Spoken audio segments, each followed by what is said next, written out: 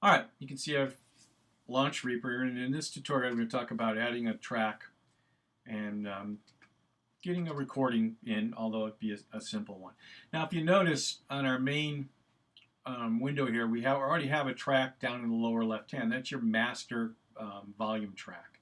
And in general, you pretty much leave that alone unless you're going to add some effects to the master volume.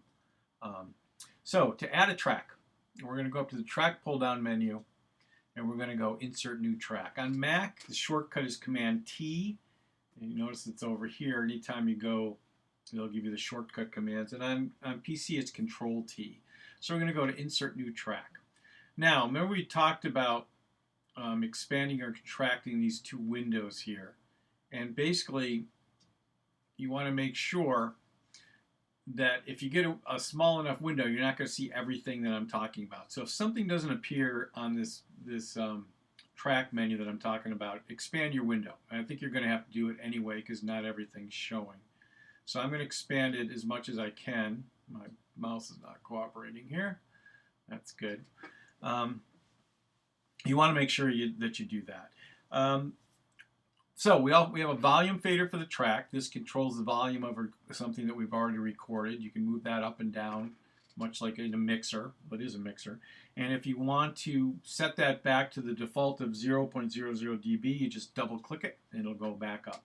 So this fader controls the volume for the individual track we just added, and this controls the volume for the master, which is all the tracks that you've added at once.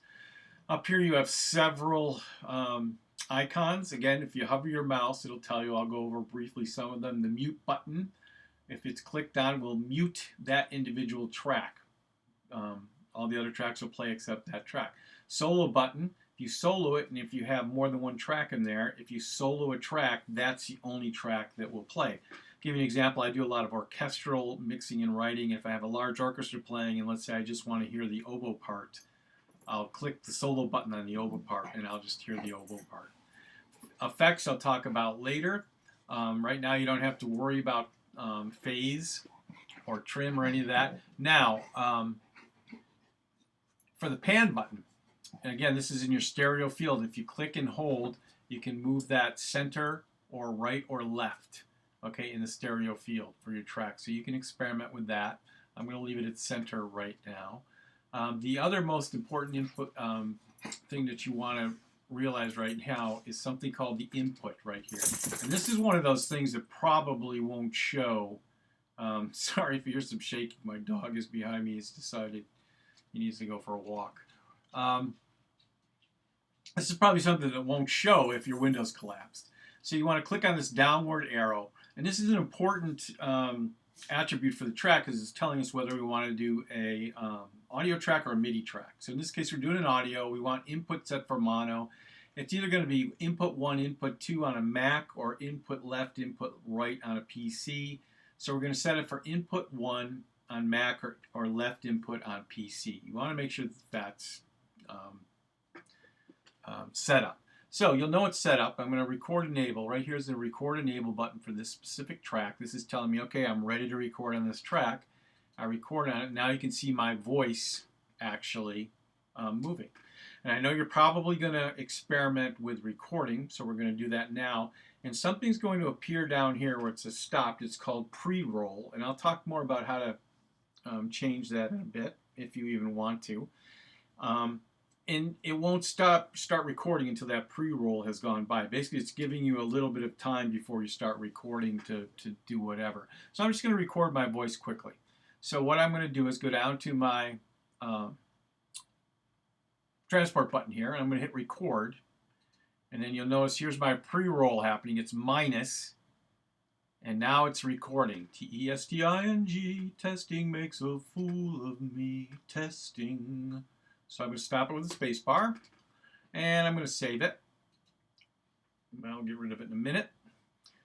And now I'm going to unrecord enable the track.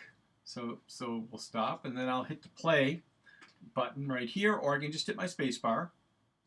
And now it's recording. T-E-S-T-I-N-G. You get the idea.